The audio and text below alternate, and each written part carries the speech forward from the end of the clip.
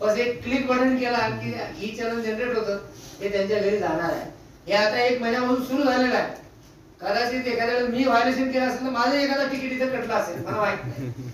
आपण ऍडव्हान्समेंट कडे खूप चाललेलं आहे आणि ऍडव्हान्समेंटची गरज आहे. आता आपण 26 का 28 फेस रिकग्निशन कॅमेरे आपण इन्स्टॉल केलेले आहे स्मार्ट सिटीच्या प्रोजेक्टच्या अंतर्गत.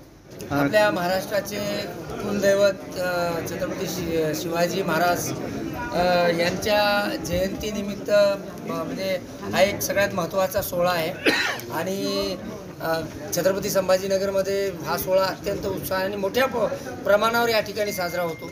मोठ्या प्रमाणावर या ठिकाणी लोक क्रांती चौक या ठिकाणी येतात आणि संपूर्ण उत्सवाचं वातावरण असतं. अशा वेळेला पोलीस बंदोबस्त हा अत्यंत महत्त्वाचा भाग असतो. कोणतंही सेलिब्रेशन असतो त्यामध्ये महिलांना सुरक्षित वाटावं, मुलींना सुरक्षित वाटावं, कुठले म्हणजे अप्रिय घटना घडू नये, अपघात घडू नये आणि त्यामुळे कोऑर्डिनेशन खूप महत्त्वाचं असतं. त्यामुळे आज सर्व मंडळाचे पदाधिकारी, प्रोसेशनचे जे इन्चार्ज असतील त्यांना आणि जनप्रतिनिधी यांना या ठिकाणी आम्ही येण्याची विनंती केली. आम्ही सर्वांनी मिळून चर्चा केली आणि हा शिवजयंती उत्सव हा अत्यंत चांगल्या पद्धतीने आणि सुरक्षित पद्धतीने कसा साजरा करता येईल याच्यावर चर्चा झाली. काही मुद्दे आमच्यासमोर आले ज्याच्यामध्ये जनतेला जे गैरसोयी निर्माण होतात, उदाहरणार्थ पिण्याच्या पाण्याची सोय पाहिजे, टॉयलेट पाहिजे, त्याप्रमाणे काही म्हणजे मनोरे वॉच टावर्स वगैरे देखील पाहिजे असतात.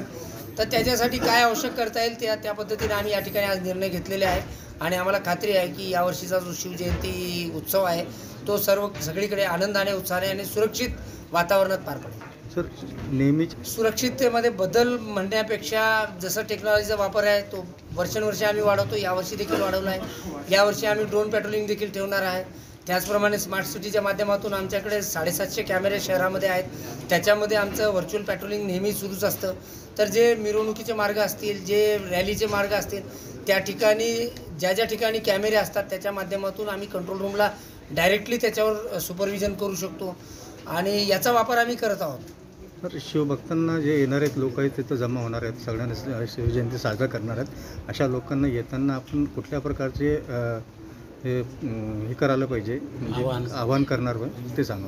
नाही, आम्ही हे सांगितलेलं आहे की आपण DJ मुक्त प्रत्येक सण साजरा करतो त्याप्रमाणे शिवजयंतीमध्ये देखील DJ मुक्त असायला पाहिजे.